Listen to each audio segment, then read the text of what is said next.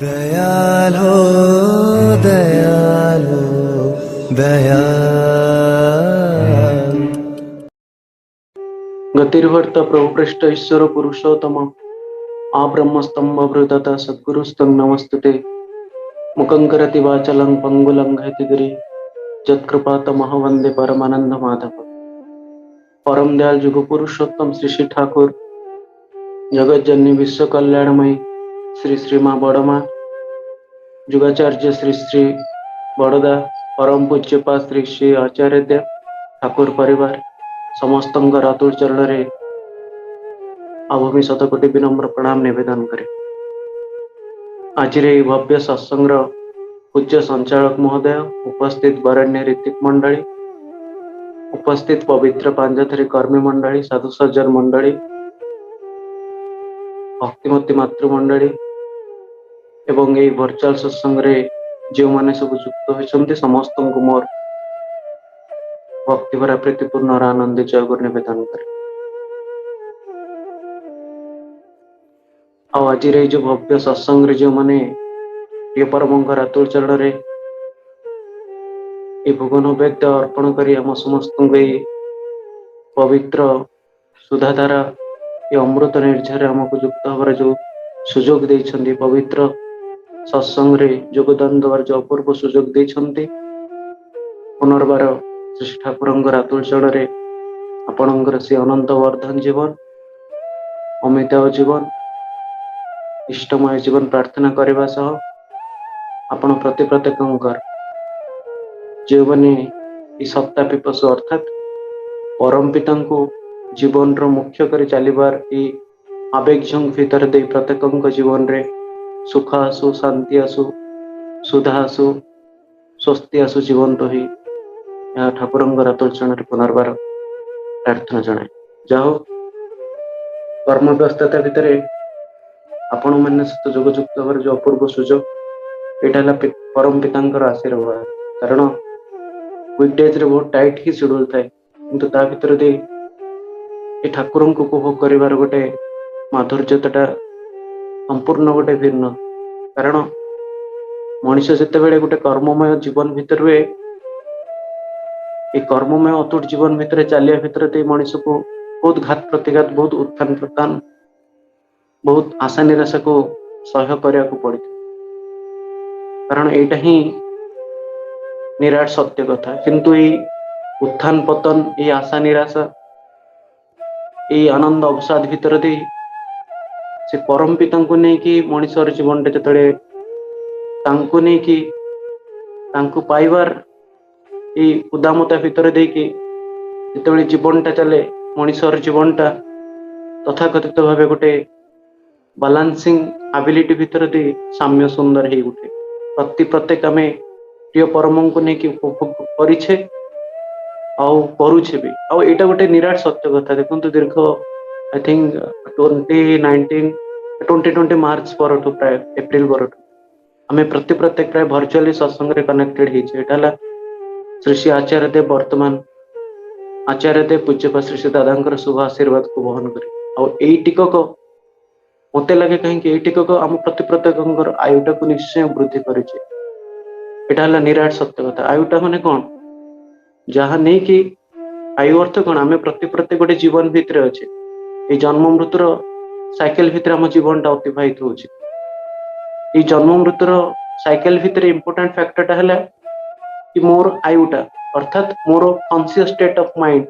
सेटा तो आयु। यदि मोर कॉन्शियस स्टेट नहीं अवचेतन अवस्था से आयुर भी मूल्य किसी नुह। तेणु ये जो चेतन स्तर भितर दे चैतन्य को मोर जीवन चैतन्य धारा को जो परम पिता सहित युक्त कर मनीष चले यही सत्ता सच्चिदानंदमय भावधारा भितर जो मनीष अच्युत अस्खलित अनुराग भितर दे जो चले कौन आम मानकर जो कह जाए सेलुलार लेवल रे जो इलास्टिसिटी अच्छी जहाँ देकी आयुटा तुम उपभोग करुचे। तेणु ये जो सेलुलार लेवल इलास्टिसिटी आम प्रत्येक भितर जदि कौन गोटे डिवाइस था जब मेजर करने डेफिनेटली आम समस्त सेलुलार लेवल रे इलास्टिसिटी स्ट्रेच हो मैक्सिमम पोटेंशियल रे आम एनेबल करें जार जी भाव जार जी टाण जार प्रिय प्रभु को ବାସ୍ତବ ଜୀବନର ଉଦଦୀପନା ଭିତରେ ଦେଇ ତାଙ୍କୁ ତୃପ୍ତ କରିବାର ଆବେଗଟା ଯାହା ଭିତରେ ଯେତିକି କ୍ରିୟମାଣ ହେଇଛି ଏଟା ହେଲା ବାସ୍ତବ ସତ୍ୟ, ଏଟା ହେଲା ନିରାଟ ସତ୍ୟ କଥା। କାରଣ ମଣିଷ ଆନନ୍ଦରେ ଯୋଉଠି ରହେ ସେ ଆନନ୍ଦ ରହିବା ଭିତରେ ଦେଇ କଣ ହୁଏ, ମଣିଷର ଅବସାଦଟାକୁ ମଣିଷ ତାର ଅଜାଣତରେ ହିଁ ଦୂରୀଭୂତ ହେଇଯାଇଥାଏ। କାରଣ ଆପଣ ଦେଖନ୍ତୁ ଯେତେବେଳେ ଯିଏ କୀର୍ତ୍ତନ କରନ୍ତି, ଗୋଟେ ସିମ୍ପଲ ଏକ୍ସାମ୍ପଲ, ଯିଏ ପୁରା ନର୍ତ୍ତନ ବିଭୋର ହେଇକି ଗୋଟେ ଉନ୍ମାଦନା ଭିତରେ ଦେଇକି ଯେତେବେଳେ କୀର୍ତ୍ତନ କରନ୍ତି, ସେ ମୋମେଣ୍ଟରେ ଯଦି ତାଙ୍କୁ କିଛି ବି ବ୍ୟାଧି ଥାଏ, କିଛି ବି ମାନସିକ ସ୍ତର ହଉ ଶାରୀରିକ ସ୍ତର ହଉ ଯେକୌଣସି ଲେଭେଲରେ ବି ଗୋଟେ ଯଦି ତାଙ୍କ ଭିତରେ ଗୋଟେ ନେଗେଟିଭିଟି ଅଛି, ସେଇ ବିଭୋର ଭିତରେ ରହିବା ଭିତରେ ଦେଇ ସେଇ ଭାବଟା କଣ ହେଇଯାଇଥାଏ ନା ଆମ ଭିତରେ ସେଟା ଧୀରେ ଧୀରେ ଆମ କନସିୟସ ଷ୍ଟେଟକୁ ଟଚ କରିନଥାଏ, ଅର୍ଥାତ୍ ମୋ ଚେତନା ସ୍ତରକୁ ସେଇଟା ଛୁଇଁ ନଥାଏ। ତେଣୁ ଯଦି ମୁଁ ଗୋଟେ ସାମାନ୍ୟ ଗୋଟେ କୀର୍ତ୍ତନର ତାଳ ଭିତରେ ଦେଇ ଯଦି ଏ ଜୀବନର ପ୍ରତିଭଟାକୁ ଯଦି ସେଇ ପରମ ପିତାଙ୍କୁ ନେଇ ଯଦି ନର୍ତ୍ତନ ବିଭୋର ହେଇପାରେ, ଭାବନ୍ତୁ ଯିଏ ସବୁ ଅବସ୍ଥା ଭିତରେ ଦେଇ ପ୍ରତି ଅବସ୍ଥା ଭିତରେ ଦେଇ ଇଷ୍ଟ ନିଷ୍ଠାକୁ ନିରାଶ ନିର୍ମମ କରି ଅନବରତ ଯିଏ ନାମ ଧ୍ୟାନ କରି ଚାଲେ, ଭାବନ୍ତୁ ତା ଜୀବନଟା କେତେ ସୁନ୍ଦର। କାରଣ ସବୁ ଅବସ୍ଥା ଭିତରେ ସେ ପରମ ପିତାଙ୍କୁ ବୁଝିବାକୁ ଚେଷ୍ଟା କରେ, ଆଶା ନିରାଶା ଭିତରେ ସେ ପରମ ପିତାଙ୍କର ଆଶୀର୍ବାଦଟାକୁ ସେ ଉପଭୋଗ କରେ, ଏଇ ଅବସାଦ ଜୀବନ ଭିତରେ ମଧ୍ୟ ଆନନ୍ଦଟାକୁ ସେ ଉପଭୋଗ କରେ। ଏଇ ତ ପରମ ପିତାଙ୍କର ଆଶୀର୍ବାଦ ଆମ ପ୍ରତି ପ୍ରତ୍ୟେକଙ୍କର। ତେଣୁ ଦୀର୍ଘ ଏଇ ଯୋଉ 2 ବର୍ଷ 2.5 ବର୍ଷ ହେଲାଣି ଆମେ ଭର୍ଚୁଆଲ ସତ୍ସଙ୍ଗରେ କନେକ୍ଟେଡ ହଉଛେ, ଏବେ ଫିଜିକାଲ ସତ୍ସଙ୍ଗର ଅପରଚୁନିଟି ଆମ ପ୍ରତି ପ୍ରତ୍ୟେକଙ୍କୁ ମିଳିଛି। କାରଣ ଫିଜିକାଲ ସତ୍ସଙ୍ଗର ଗୋଟେ ଭାଇବ୍ରେସନଟା କମ୍ପ୍ଲିଟଲି ଅଲଗା, କାରଣ ପ୍ରତ୍ୟେକ ଗୋଟେ ଫିଜିକାଲି କନେକ୍ସନ ଭିତରେ ଦେଇ ଗୋଟେ ଠାକୁରଙ୍କୁ ନେଇ ଉପଭୋଗ କରିବାର ତାର ଗୋଟେ ମାଧୁର୍ଯ୍ୟତା ସମ୍ପୂର୍ଣ୍ଣ ଭିନ୍ନ ଧାରଣ। କିନ୍ତୁ ଏଇ ଯୋଉ ଆଡଭର୍ସ ସିଚୁଏସନ ଭିତରେ ଦେଇ ପ୍ରତିକୂଳ ପରିସ୍ଥିତି ଭିତରେ ଦେଇ ଯେତେବେଳେ ଆମେ ଠାକୁରଙ୍କ ସହିତ ଯୁକ୍ତ ହଉଛେ ବା ପ୍ରିୟ ପରମଙ୍କୁ ଯୁକ୍ତ ହବାର ଏଇ ଯୁବାବେଗ ଭିତରେ ଯେତେବେଳେ ଆମେ ଚାଲୁଛେ, ତା ଭିତରେ ଦେଇ କଣ ହଉଛି ନା ଆମ ଭିତରେ ସେ ଭାବଟା ଆସୁଛି। ସେଇଥିପାଇଁ ତ କୁହାଯାଏ, ଶାସ୍ତ୍ର କହେ ମଣିଷ ଯେତେଟା ଏଇ ସଦାଚାରକୁ ମାନି ଚଲେ, ଯେତେଟା ଠାକୁରଙ୍କର ଯୋଉ ବିଧାନ ଅଛି, ଯୋଉ ପ୍ରିନ୍ସିପଲ ଅଛି, ଯଜନ ଯାଜନ ଇଷ୍ଟବୃତ୍ତି ସ୍ୱସ୍ତୈନ ସଦାଚାର, ଏଇଟିକୁ ଯିଏ ଯେତେଟା ତାର ଜୀବନରେ ମାନି ଚାଲିଛି, ସିଏ ତାର ଜୀବନକୁ ସେତେଟା ଉପଭୋଗ କରିଛି, ଅର୍ଥାତ୍ ତା ଆୟୁଟାକୁ ସେ ସେତେଟା ପରମ ପିତାଙ୍କୁ ନେଇ ତାର ଜୀବନଟା ସେତିକି ଉପଭୋଗ ହେଇଛି। ସେଇଥିପାଇଁ ତ କୁହାଯାଏ ଆହାର ଶୁଦ୍ଧ ସତ୍ତ୍ୱ ଶୁଦ୍ଧ ଧ୍ରୁବା ସ୍ମୃତି, ଅର୍ଥାତ୍ ଯାହାର ଖାନ ପାନଟା ଯୋଉଭଳିଆ, ଦାଦା ଟିକେ କାଇଣ୍ଡଲି ମ୍ୟୁଟ କରନ୍ତୁ ପ୍ଲିଜ। ତ ଯାହା ଖାଇବାଟା ଯୋଉ ରକମର ହଉଛି, ତାର ମାନସିକ ସ୍ଥିତିଟା ବି ସେଇଭଳିଆ ହୁଏ। କାରଣ ଅନେକାଂଶରେ ମୁଁ ଯୋଉ ପ୍ରକାର ଖାଦ୍ୟ ଖାଏ, ମୋର ମାନସିକ ସ୍ଥିତିଟା ସେଇଭଳିଆ। ଆପଣ ଗୋଟେ ସିମ୍ପଲ ଗୋଟେ ଯଦି ୱାଇଲ୍ଡ ଆନିମଲକୁ ଯଦି ଅବଜର୍ଭ କରିବେ, ଆପଣ ଲାୟନ ନିଅନ୍ତୁ କି ଇଭେନ ଆପଣ ଟାଇଗର ନିଅନ୍ତୁ, ସେମାନଙ୍କର ଖାଦ୍ୟ ହାବିଟଟାକୁ ଆପଣ ଜଷ୍ଟ ତର୍ଜମା କରନ୍ତୁ, ଜାଣିବେ ସେମାନେ ପ୍ରାୟ ମାଂସାଶୀ, ଅର୍ଥାତ୍ ସେଇ ଭାବଟାକୁ ସେମାନେ ଗ୍ରହଣ କରନ୍ତି। ସେଇଥିପାଇଁ ତାଙ୍କ ଭିତରେ ହିଂସ୍ର ଭାବଟା ଆସି ହିଁ ଯାଏ ତଥାକଥିତ ଭାବରେ। ଆପଣ ଗୋଟେ ହରିଣଟାକୁ ଦେଖନ୍ତୁ, ତା ଭିତରେ ହିଂସ୍ର ଭାବଟା କେତେ ନିହାତି ଅନେକ ମାତ୍ରାରେ ମାନେ ନେଗ୍ଲିଜିବଲ ଲେଭେଲରେ କହିଲେ ଅତ୍ୟୁକ୍ତି ହବନି। ଏଇଟା ହେଲା ବାସ୍ତବ ସତ୍ୟ। ତେଣୁ ବାସ୍ତବ ବୋଧ ଭିତରେ ଜୀବନକୁ ଯଦି ଆମେ ଚଳେଇବା, ଜୀବନ ସୁନ୍ଦର ହୁଏ। କାଲି ମୁଁ ମିସେସ୍ ସହିତ କଥାବାର୍ତ୍ତା ହଉଥିଲି, ସିଏ ମତେ କହୁଥିଲା କିଛି ଆମେ ତ ନିରାମିଷ ଅଛୁ, ଅନେକ ଲୋକ ନିରାମିଷ ଆମିଷ ଖାଆନ୍ତି, କିନ୍ତୁ ତାଙ୍କର ମାନସିକ ସ୍ଥିତିଟା ବି ଅନେକ ସମୟରେ ବହୁତ ବାଲାନ୍ସ ଲାଗେ। ତ ମୁଁ ଏଇ ଜିନିଷଟା ତାକୁ କହୁଥିଲି, ଯଦି ସେମାନେ ଯଦି ନିରାମିଷ ହେଇଥାନ୍ତେ, ତାଙ୍କର ମାନସିକ ସ୍ତରଟା ଆହୁରି କେତେ ଡେଭଲପ ହେଇଥାନ୍ତା। ଆମକୁ ସେଇ ଲେଭେଲରେ ଇନସାଇଟ୍ ଦରକାର। କାରଣ ଦେଖନ୍ତୁ, ଯୋଉ ପିଲାଟା ଗୋଟେ ଗାଁ ସ୍କୁଲରେ ପଢିକି ଯଦି ତାର ଯଦି କ୍ୱାଲିଟିଟା ଏତେ ଏନହାନ୍ସ କରିପାରୁଛି, ଯଦି ତାକୁ ଯଦି ବହୁତ ଭଲ ସ୍କୁଲରେ ଯଦି ଏଜୁକେସନ ଦିଆଯାଏ, highest level of academic curriculum ଭିତରେ ତାକୁ ଏନରୋଲ କରାଯାଏ, ତାର ଏଫିସିଏନ୍ସିଟା ଦେଖନ୍ତୁ କୋଉ ମାତ୍ରାରେ ଅପଲିଫ୍ଟ ହେଇପାରିବ। ଏଇଟା ହେଲା ବାସ୍ତବ ସତ୍ୟ। ଗୋଟେ ଗାଁରେ ପଢୁଥିବା ପିଲାକୁ ଯୋଉ ଭଳିଆ ଏନଭାରନମେଣ୍ଟ ମିଳେ, ଯୋଉ ଭଳିଆ ଏଜୁକେସନାଲ ଭାଇବ୍ସ ଭିତରେ ସେ ଚାଲେ, ତାକୁ ଯଦି ଗୋଟେ ହାଇଏଷ୍ଟ ଲେଭେଲର ଗୋଟେ ଏକାଡେମିକ୍ସ ଭିତରେ ଏନରୋଲ କରାଯାଏ, ଡେଫିନେଟଲି ତାର ପୋଟେନ୍ସିଆଲିଟିଟା, ତାର ଇଣ୍ଟେଲେକ୍ଚୁଆଲ ଆବିଲିଟିଟା, ତାର ଇଣ୍ଟେଲିଜେନ୍ସଟା ଡେଫିନେଟଲି ଅପ୍ଟିମାଲି ଆକ୍ସିଲରେଟ ହବ ହିଁ ହବ, ଆଉ ସିଏ ବି ସେଇ ପୋଟେନ୍ସିଆଲିଟିଟାକୁ ଟଚ୍ କରିବ। ଠିକ ସେଇଭଳି ଏ ମଣିଷଟା ଯେତେଟା ଠାକୁରଙ୍କୁ, ମଣିଷ ଯାହା ବି ଥାଉ ନା କାହିଁକି, ମଣିଷର ଏଇ ଜନ୍ମ ସଂସ୍କାରଟା ଯାହା ବି ଥାଉ ନା କାହିଁକି, ଯଦି ଇଷ୍ଟ ଅନୁରାଗରେ ଯଦି ତାଙ୍କ ଅନୁବେଦନା ତାଳରେ ଯଦି ନର୍ତ୍ତନ ବିଭୋର ମଣିଷ ହେଇ ଉଠେ, ଏଟା ବାସ୍ତବ ସତ୍ୟ। ମଣିଷ ତାଙ୍କୁ ନେଇ ଉପଭୋଗ ହେଇ ଉଠେ। ସେଇଥିପାଇଁ ତ ଠାକୁର କହୁଛନ୍ତି, ସେ ପରମ ପିତାଙ୍କର ଏଇ ଇଷ୍ଟାର୍ଥ ଅନୁବେଦନା ତାଳରେ ତୁମେ ଯେତେ ଟିକେ ନର୍ତ୍ତନ ବିଭୋର ହେଇ ଉଠିବ, ଅର୍ଥାତ୍ ତାଙ୍କ ଛନ୍ଦରେ ମୁଁ ଯେତେଟା ଛନ୍ଦାୟିତ ହେଇ ଉଠିବି, ଏଇ ଟିକକ ହେଲା ଠାକୁର କହୁଛନ୍ତି ଆମ ପ୍ରତ୍ୟେକଙ୍କର अस्तित्वर औषध ठाकुर बुझाउछन्। देखନ୍ତୁ ଆମ ମାନଙ୍କର ଏଇ अस्तित्वर औषध ହେଲା ସେ ପ୍ରିୟ ପରମଙ୍କ ଅନୁବେଦନା ତାଳ ଭିତରେ ଦେଇ ଯେତେଟା ନର୍ତ୍ତନ ବିଭୋର ହେଇ ଉଠିବା, ଯେତେଟା ଜୀବନକୁ ଶୁଭ ସାମଞ୍ଜସ୍ୟ କରି ତୋଳିବା, ଯେତେଟା ଜୀବନକୁ ତାଙ୍କୁ ନେଇ ଆମେ ଉପଭୋଗ୍ୟ କରି ତୋଳିବା। ତେଣୁ ଏଇ ସପ୍ତ ଶୁଦ୍ଧ ଭିତରେ ଦେଇ ଧ୍ରୁବ ସ୍ମୃତି ହେଇଥାଏ, ଅର୍ଥାତ୍ ମୋର ଆତ୍ମାର ଶୁଦ୍ଧି ଭିତରେ ଦେଇ ମୋର ସେଇ ସ୍ମୃତି ଭାଇ ଚେତନାଟା ଜାଗ୍ରତ ହେଇଥାଏ। ଏ ସ୍ମୃତି ଭାଇ ଚେତନା ଜାଗ୍ରତ ହବା ଭିତରେ ଦେଇ କଣ ହୁଏ, ସର୍ବଗ୍ରନ୍ଥିନାଂ ବିପ୍ରମୋକ୍ଷ, ଅର୍ଥାତ୍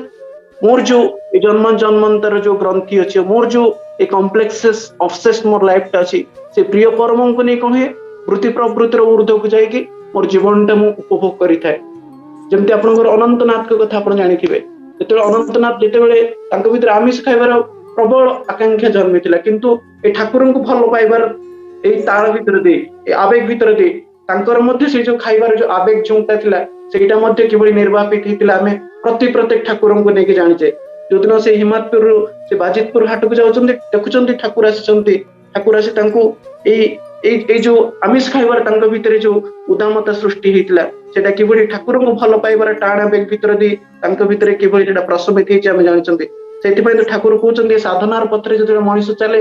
ଆମେ ଯେତେବେଳେ ଚାଲୁ ଅନେକ ମାତ୍ରାରେ এই ସାଧକ ମାନେ ଝୁଣ୍ଟି ପଡନ୍ତି, ଅର୍ଥାତ୍ ଆମେ ପ୍ରତ୍ୟେକ ଝୁଣ୍ଟି ପଡୁ, କାରଣ ବୃତ୍ତି ପ୍ରବୃତ୍ତିର ଢେଉଟା ଆମ ଜୀବନକୁ କିନ୍ତୁ ଅନେକ ମାତ୍ରାରେ ଆମ ଜୀବନକୁ ସେ ବୃତ୍ତି ପ୍ରବୃତ୍ତି ଆଡକୁ ଟାଣି ନେଇଥାଏ। କିନ୍ତୁ ଯେତେବେଳେ ମଣିଷ ତାଙ୍କ ପ୍ରତି ଗୋଟେ ଅଚ୍ୟୁତ ଅନୁରାଗ ନେଇକି ଚାଲେ, ସେଇ ସମୟରେ କଣ ହୁଏ ନା ଆମ ଜୀବନଟା ତାଙ୍କୁ ନେଇ ଉପଭୋଗ୍ୟ ହବା ଭିତରେ ଦେଇ, ତାଙ୍କର ଠୋକର ଭିତରେ ଦେଇ, ତାଙ୍କର ସେଇ ପ୍ରେଜେନ୍ସ ଭିତରେ ଦେଇ, ତାଙ୍କର ସେଇ ଯୋଉ ବ୍ରାହ୍ମୀ ଅସ୍ତିତ୍ୱ ଯୋଉ ତାଙ୍କୁ ଅନୁଭବ କରିବାର ଭିତରେ ଦେଇ ଜୀବନଟା ସୁନ୍ଦର ହୁଏ, ଜୀବନଟା ସାମ୍ୟ ହେଇ ଉଠେ। ଜୀବନର ପ୍ରତି ଅବସ୍ଥା ଭିତରେ ପରମ ପିତାଙ୍କୁ ନେଇ ମଣିଷର ଜୀବନଟା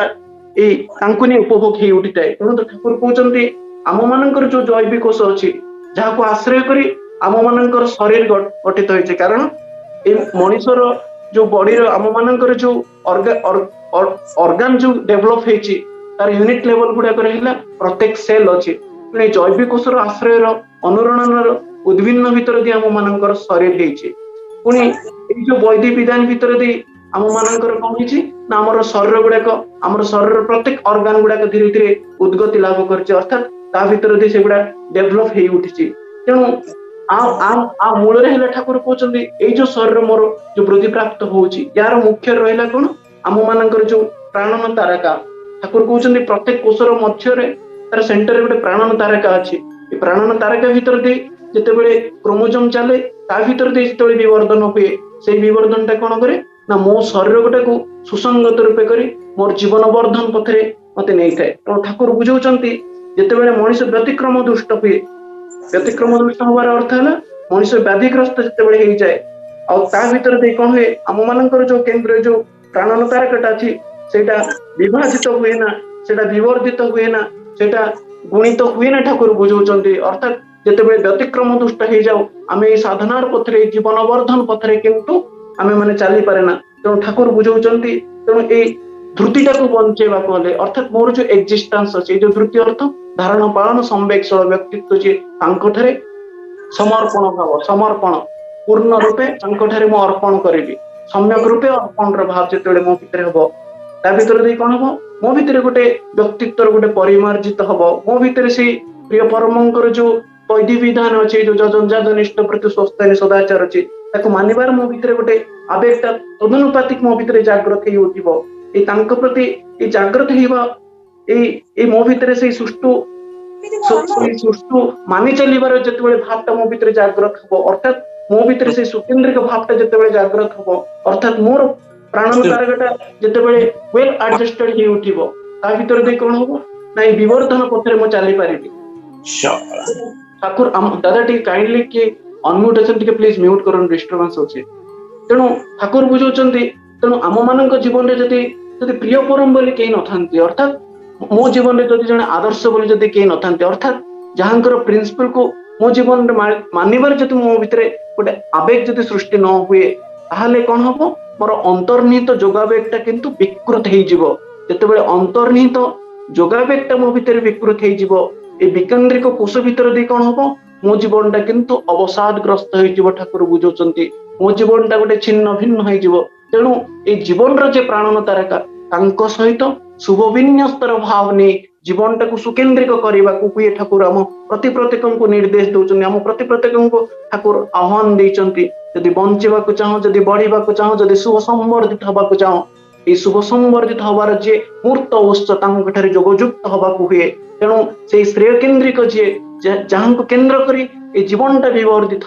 हम सहित अच्युत अनुराग नहीं जी मो जीवन प्रिय परम जी मो जीवन पुरुषोत्तम जी मो जीवन व्यक्त जी मो जीवन ध्येय जी मो जीवन श्रेय जी मो जीवन बृहस्पति अर्थात जी बृहत रूपे विस्तार रूपे मो जीवन जे मुख्य उठी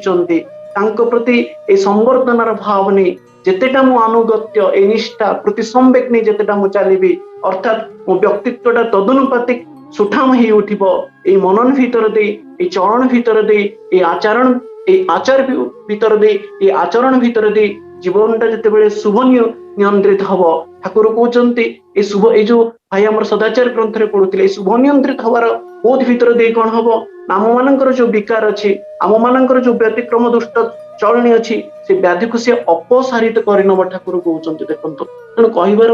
मुख्य कथा हला ए जो प्राणन तारकाटा देकी मो जीवनटा सुंदर होची से प्राणन तारकाटा जेतेबेले से जीवन वर्धन रे जे उच्च तांको सहित जेतेटा युक्त ही उठिबो से सुकेन्द्रिक अनुचरण भीतर दे कोन हबो मो व्यक्तित्वटा गोटे सुसंगत ही उठिबो गोटे सुठाम ही उठिबो ठाकुर कहउचंती आ या भीतर दे कोन हबो ए जीवन वर्धन रो अर्थात ए जीवन तारका अर्थात मो जीवन रे जे प्रिय परम मो सत्तार जे परम सात्विक आस्तरण जे तांकठारे मोर जीवन प्रभावटा जेतेबेले युक्त हबो अर्थात मो भितरे जेतेबेले बंचिबार से उदग्र आकृतिटा मो भितरे जेतेबेले सृष्टि हबो अर्थात मो जीवन रे जेतेबेले तांकु नै चलिबार आवेगटा जेतेटा मो भितरे सृष्टि हबो अर्थात मो से प्रवृत्ति को आ परिस्थिति को सेतेरा सुसंगत भावे ताको टैकल करबार मो भितरे एबिलिटीटा सृष्टि हबो ठाकुर बुझौचंती तेणु ठाकुर कहउचंती से एबिलिटी अर्थ कोन ए जो कहते अवसाद अवस्था और आनंद अवस्था ए सुख अवस्था और दुख अवस्था आ गोटे व्याधिग्रस्त अवस्था आ गोटे सुस्वास्थ्य अवस्था ये जो अवस्था गुड़ाक थाए ठाकुर कहते ता भीतर दे कौन हुए मनीष मंदटा को गोटे भलरे नियंत्रित करें अशुभटा को शुभरे परिवर्तन कर भीतर से बोधदीपनाटा जागृत हुए जितेबाला से वैशिष्ट्यपाली आपूरणमय आचार्य सहित ए शुभ संगति अनुवेदना ताल जितेबाला जीवनटा मोर नर्तन विभोर उठे प्रिय परम आम प्रति प्रत्येक को बुझाऊँ तेणु सुख चाह तुम्हें भोग चाह तुम्हें सुष्टु किसी करनी से चाहवाटा गोटे बातुल चाहवा दुर्भोग जोग छाड़बनी प्रिय परम आमको कहते यदि सहित यदि मु चाहे मोर जीवन को शुभ छंदरे छंदायित करने अर्थ मो जीवनटा छंदरे छंदायित हेले कौन हम मो जीवन वर्धन व्यक्तित्व संवर्धन भीतर दे जीवनटा भोगी उठो से ठाकुर यही कथा कहते लाइफ डेफिनेशन ठाकुर कहते जो fusional adherence that evolves into a being with a responsive becoming is called life अर्थात ये जो गोटे जीवंत गोटे आपणकर शुक्राणु आ गोटे डिम्बाणु जितेबाला गोटे पर्टिकुलर प्रोसेस रे फ्यूज हुए ता भीतर गोटे लिविंग जाइगोट हुए जो कहते जो प्राणन तारकाटा ये प्राणन तारकाटा जितेबाला गोटे रिपीटेड डिविजन भीतर देके चले ता भीतर दे कौन मोर ऑर्गन गुड़ाक बढ़ी उठे तेणु the fusional adherence that evolves into a being अर्थात ये जो लिविंग जाइगोट फॉर्मेशन ला जो सत्ता आसिला with responsive becoming किंतु ए responsive becoming हे उठी मु केतेटा ए विवर्धन पथरे ए जीवन वर्धन पथरे मु चले केतेटा तेणु तो कह जाए जीवन वर्धन उत्स जी सीए ही किंतु नारायण जीवन वर्धन उत्स जी सीए ही किंतु नारायण स्वभावटा जार एई रकम अर्थात मोर व्यक्तित्व को जे सुठाम करि पारंती मोर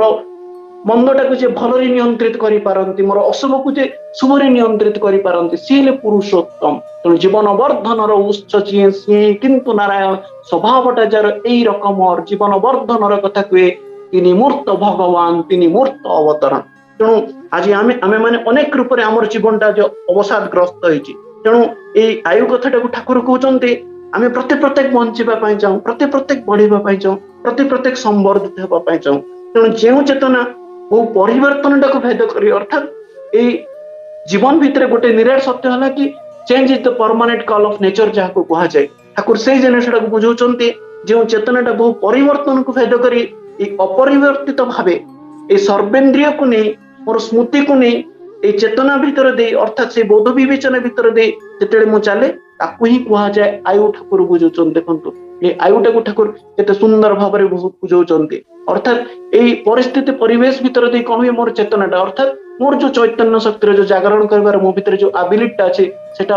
ଯେତେବେଳେ ବୃତ୍ତି ପ୍ରବୃତ୍ତିର ଛନ୍ଦ ଭିତରେ ପଡିଯାଏ ବା ପରିବେଶ ପରିସ୍ଥିତିର ଛନ୍ଦ ଭିତରେ ପଡିଯାଏ ପରମ ପିତାଙ୍କ ଛନ୍ଦରେ ଯେତେବେଳେ ଚାଲି ପାରେ ନା ମୋର ଆୟୁଟା ସେତେବେଳେ କଣ ହୁଏ ହ୍ରାସ ହେଇଯାଇଥାଏ। ତେଣୁ ଠାକୁର କହୁଛନ୍ତି ମଣିଷ ତାଙ୍କୁ ଭଲ ପାଇବାର ଭିତରେ ଦେଇ এই ସର୍ବେନ୍ଦ୍ରିୟ ସମ୍ପନ୍ନ ହବାର ଭିତରେ ଦେଇ ସେଇ ସ୍ମୃତିକୁ ବହନ କରିବାର ଭିତରେ ଦେଇ ମୋ ଭିତରେ ସେଇ ବୋଧ ଶକ୍ତିଟାକୁ ଜାଗ୍ରତ କରିବାର ଭିତରେ ଦେଇ ସେ ବିବେଚନାଟାକୁ ସେଇ ଜୀବନ ବର୍ଦ୍ଧନ ପଥରେ ଶୁଭତ୍ୱରାନ୍ୱିତ କରିବାର ଭିତରେ ଦେଇ କଣ ହୁଏ ସେ ଆୟୁଟାକୁ ମୁଁ ଉପଭୋଗ ହିଁ କରିଥାଏ। ତେଣୁ ଯୋଉମାନଙ୍କର ଆହାର ଯୋଉ ଭଳିଆ ଯୋଉମାନଙ୍କର ଏଇ ଚାଲିଚଳନ ଯୋଉ ଭଳିଆ ଯୋଉମାନଙ୍କର କର୍ମ ଯୋଉ ଭଳିଆ ଯୋଉମାନଙ୍କର ଏଇ ଜୀବନ ଚଳନଟା ଯୋଉ ଭଳିଆ ସେଇଭଳିଆ ସେମାନଙ୍କର ଏଇ ଜୀବନର ପଥଟା ମଧ୍ୟ ତଦନୁପାତିକ। ଅର୍ଥାତ୍ ମୁଁ ଯେତେବେଳେ ଅବସାଦ ଗ୍ରସ୍ତ ହୁଏ ମୁଁ ଯେତେବେଳେ ଏ ପ୍ରବୃତ୍ତିର ଫାନ୍ଦ ଭିତରେ ଦେଇ ଜୀବନଟାକୁ ଚଲାଏ ତା ଭିତରେ ଦେଇ କଣ ହୁଏ ମୋ ଜୀବନଟା ତଦନୁପାତିକ ସେ ପ୍ରବୃତ୍ତିର ଛନ୍ଦ ଭିତରେ ଚାଲିବା ଭିତରେ ଦେଇ ପରମ ପିତାଙ୍କର ଛନ୍ଦରେ ମୋ ଜୀବନଟାକୁ ଯୁକ୍ତ କରିପାରେ ନା। ତେଣୁ ସେଦିନ ଯୋଉ କୁହାଯାଏ ଜଣେ ଭକ୍ତ ପଚାରୁଛି ଠାକୁର ଏ ଜନ୍ମ ମୃତ୍ୟୁର ରହସ୍ୟ ଭିତରେ କଣ ମଣିଷର ଜୀବନଟା ଠାକୁର କହୁଛନ୍ତି ଏଇ ଯୋଉ କୁହାଯାଏ ଜଙ୍ଗ ଜଙ୍ଗ ବାପ ସ୍ମରଣ ଭାବତ ଜନ୍ତେ କଳେବରମ ତଂ ତମେବତୀ କନ୍ତେ ସଦା ତଦ୍ ଭାବ ଭାବିତ। ଅର୍ଥାତ୍ ମୃତ୍ୟୁ କାଳେ ଛାଡେ ଶରୀର ଯାଏ ଜୀବନ ଯେତେବେଳେ ଯାଏ ଜୀବନ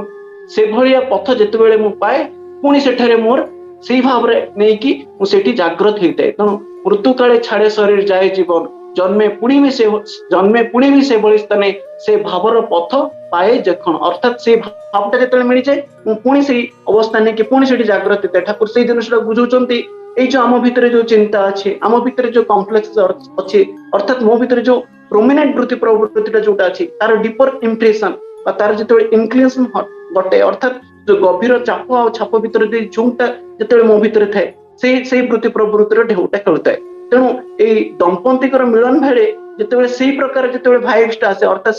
ସେଇ ପ୍ରକାର ଭାଇବ୍ରେସନଟା ଯେତେବେଳେ ଆସେ ତଦନୁପାତିକ ଭାବେ ମଣିଷର ଜନ୍ମ ନେଇଥାଏ। ତେଣୁ ଏ ମୃତ୍ୟୁ ଆଉ ଜନ୍ମ ଏ ଭିତରେ ଦେଇ ଏ ଯୋଉ ଜୀବାତ୍ମାଟା ଆସିଥାଏ ଏ ଜୀବାତ୍ମା କିଛି ନୁହଁ ଠାକୁର କହୁଛନ୍ତି ଏଇଟା ଗୋଟେ ସୂକ୍ଷ୍ମ ଭାବରେ ହିଁ ସବୁବେଳେ ଏକ୍ଜିଷ୍ଟ କରିଥାଏ। କିନ୍ତୁ ଏ ସୂକ୍ଷ୍ମ ଭାବକୁ ରୂପ ନେବାକୁ ହେଲେ ସେଇ ଶରୀର ରୂପେ ଯେତେବେଳେ ମଣିଷ ଆସେ ସେତେବେଳେ କଣ ହୁଏ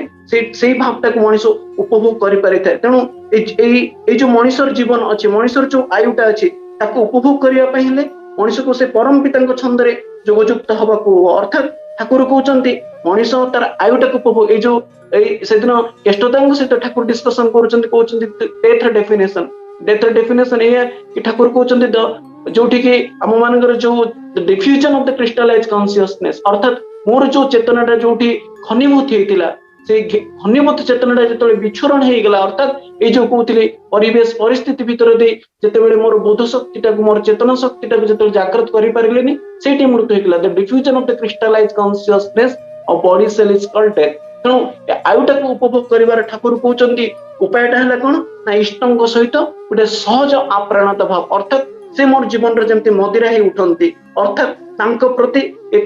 ତତ୍ପ୍ରାଣ ଭାବ ନେଇ ଯେତେବେଳେ ମଣିଷ ଚାଲେ ଅର୍ଥାତ୍ ତାଙ୍କ ସ୍ୱାର୍ଥରେ ଯେତେଟା ସ୍ୱାର୍ଥାନ୍ୱିତ ହେଇ ଉଠେ ମୋର ଆୟୁଟା ମୁଁ ସେତିକି ଉପଭୋଗ କରେ ହିଁ କରେ ଠାକୁର କହୁଛନ୍ତି। ତେଣୁ ଆଉ ଗୋଟେ ଜିନିଷ ଠାକୁର କହୁଛନ୍ତି ମଣିଷର ଏଇ ଯୋଉ ପରିବାର ପରିବେଶ ଭିତରେ ଯେତେବେଳେ ମଣିଷ ଚାଲେ ତା ଭିତରେ ଗୋଟେ ସେବା ସମ୍ବର୍ଦ୍ଧନା ମନୋଭାବ ଆସେ ଅର୍ଥାତ୍ ଏଇ ଯୋଉ ରିଗାର୍ଡର ଭାବ ଦେଇକି ଯେତେବେଳେ ମଣିଷ ଚାଲେ ଏ ସାହାଯ୍ୟ ପରାୟଣ ମନୋଭାବ ନେଇକି ଯେତେବେଳେ ଚାଲେ ଅର୍ଥାତ୍ ତା ଭିତରେ ସେଇ ଇଷ୍ଟ ଭାବ ଆଉ ଇଷ୍ଟ ପ୍ରତିଷ୍ଠାର ସେ ଉଦାମ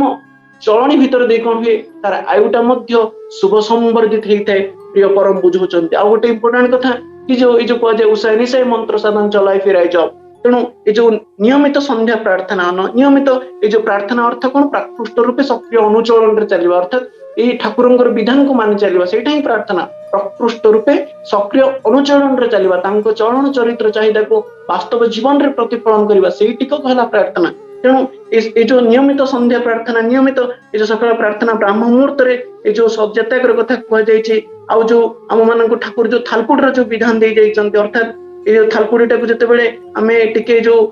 ଗୁଡ ଆଉ ଯେତେବେଳେ ଦୁଧ ସହିତ ମିଶେଇକି ଖାଉ ତା ଦେଇକି ଏଇ ଯୋଉ ଥାଲକୁଡିଟାକୁ ଠାକୁର ନର୍ଭାଇନ କହୁଛନ୍ତି ୟାଠାରୁ ଭଲ ବୋଧେ ମେଡିସିନ ଯୋଉଟାକି ଡିଟକ୍ସିଫିକେସନ କରେ ଆମ ଶରୀରଟାକୁ ସେଇଟା ହେଲା ସବୁଠୁ ବେଷ୍ଟ ଡିଟକ୍ସିଫିକେସନ ହେଲା ଥାଲକୁଡି ଯାହା ଦେଇକି ଅନେକ ଟକ୍ସିକ ଜିନିଷ ଅର୍ଥାତ୍ विषाक्त जिनिस गुड़ाक आम देहरु बाहरी जाए देखो केते सुंदर ठाकुरंगर विधान ताको करिवार मो भितरे आवेगटा केते तांको मानि चलिबार तांको प्रति अवस्था भितरे परिपूरण करिवार आवेगटा केते जेते मोर आयुटाको मध्य उपभोग करिवार मो भितरे सेतिके पोटेंशियलिटी अछि आउ ठाकुर आ गोटे जिनिस को स्ट्रेस करछन ए जो सदाचार कथा कहउथिले ए जो स्वस्तिन विधान र कथा अर्थात जहाँ हमें ग्रहण करू अर्थात तथाकथित भाव कह गले जो खाद्य गुड़ाक आम ग्रहण करू से सहज पाच्य हवा दरकार से गुड़ा पुष्टिकर हवा दरकार जहाँ देकी मोर शरीर टा किंतु ए सामंजस्य हो उठिबो अर्थात अकारण रे जेमती गोटे बेत्राघातर प्रहार भितर जेमती मोर जीवन टा न चले ता भितर दे कोन हो जेतेबेले ए सुसंगत जीवन भितर दे चले अर्थात पुष्टिकर सहज पाच्य खाइबा भितर दे कोन हुए ए जीवन रो आयुटाକୁ मु सेतिक भाबरे उपभोग करि थाए आ गोटे ठाकुर कहउचंदी क्षुधाटाକୁ केबे जबत करबानी अर्थात मते जति खाइबार गोटे आवेगटा अछि सेतिके मु खाइबा दरकार जहाँ देकी मु सुस्थ हे उठे जहाँ देकी मु निरोगी उठे आ गोटे ठाकुर कहउचंदी ए जो सत्संग रे गोटे लक्षण है गोटे वृथा निद्रा आ गोटे अजथा अधिक खाइबा ए दुईटा जति खाए मनुष्यर शरीरटा किंतु विकृत हो जाए अर्थात मोर आयुटा से ह्रास पाई जाए ठाकुर कहउचंदी तेणु मनुष्य से जिनिस खाइबा दरकार से सहज पाच्य खाइबा दरकार सहज पाच्य खाद्य खाइबा दरकार से ये जो पुष्टिकर खाद्य खाइबा दरकार जेतिकी खाइले जेतिकी कम खाई सुस्थ निरोगी ए जीवन वर्धन पथरे चली पारे प्रिय परम आमको बुझाउचंते तेणु आ गोटे है कि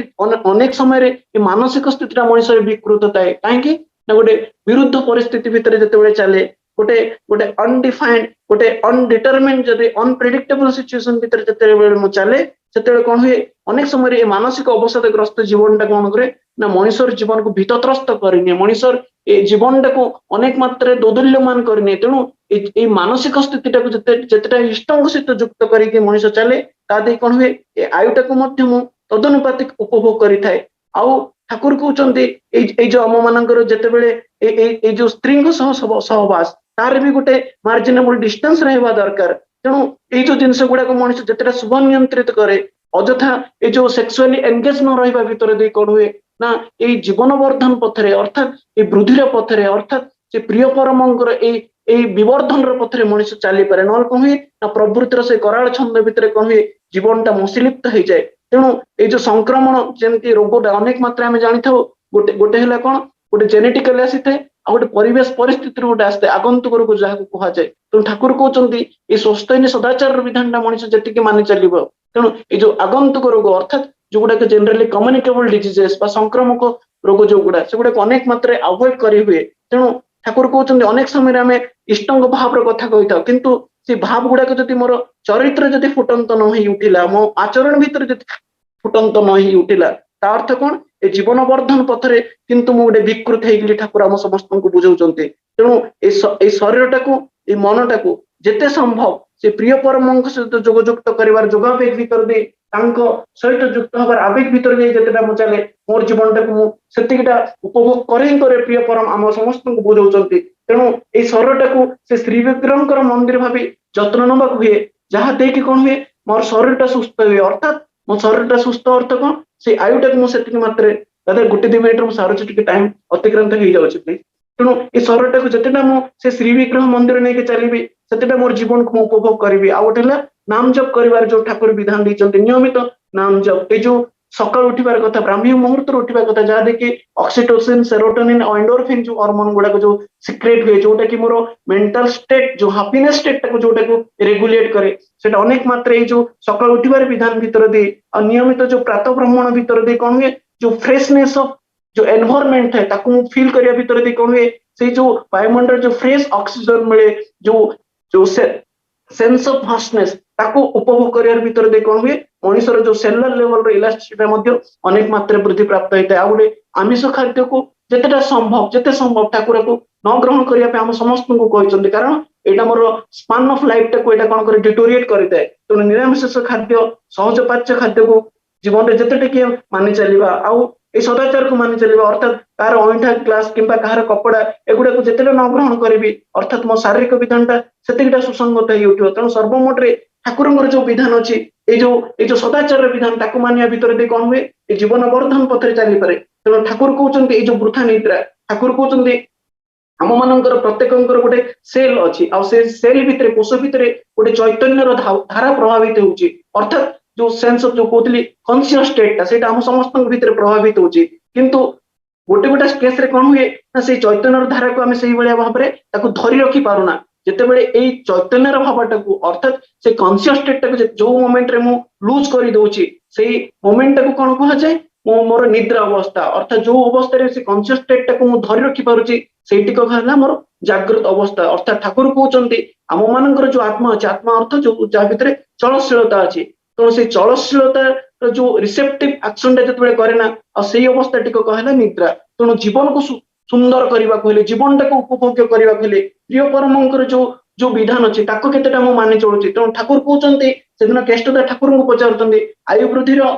विशेष रूप से करणीयटा कोन ठाकुर कहउचंती पुरुष नारी भितरे जेतेटा श्रेय अनिष्ट होंती पुरुष नारी भितरे जेतेटा सुसंगत विवाह जेतेटा हुए ए सुसंगत विवाह भितर दे कोन हुए नारीर स्वामी प्रति गोटे अतुट इष्टनिष्ठा जागृत हुए से वंश परंपरा प्रति कृष्टि प्रति गोटे ए जो आवेग भाव भितर दे कोन हुए जो संतान संतति माने आसंती से माने अनेकांश रे तांकर आयुटा वृद्धि रे ही थाए ठाकुर कहउचंती तेणु ए जो विधान अछि ए जो 10 रु 12 वर्ष स्वामी स्त्री भितरे एथर डिफरेंस रहबा दरकार ठाकुर कहउचंती सुश्रुत कहिचंती जदि ए डिफरेंसटा न हुए जो संतान मान आसबे से माने कोन हेबे ना सर्वेंद्र दुर्बल ही उठिबे अर्थात से मानकर जो इनक्लिनेशन रे भीतर दे ए प्रति प्रवृत्तिर इनक्लिनेशन भीतर दे कोन हेबो जेतेबेले स्त्री और स्वामी रो गोटे आइडियल एज डिफरेंस जेतेबेले न थाए सेतेबेले गोटे रिगार्ड भाव आसेना गोटे एडमिरेशन रो भाव गोटे स्त्री भीतर आसेना अर्थात से सेक्सुअली इनक्लाइन हे जाय तेणु या भीतर दे कोन हुए ठाकुर कहउचंती अनेक मात्रा गोटे व्यतिक्रम दुष्ट हे जाय अर्थात अनेक मात्रा ए जो दुर्बल